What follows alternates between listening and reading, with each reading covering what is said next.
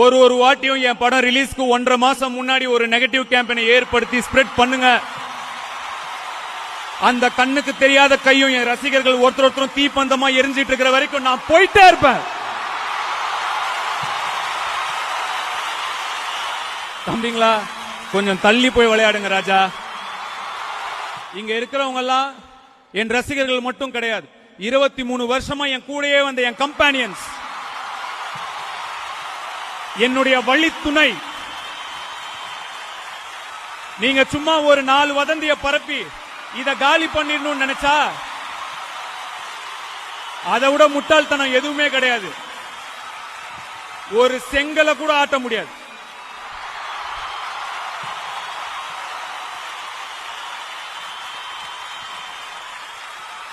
எண்ணம் போல் வாழ்க்கை,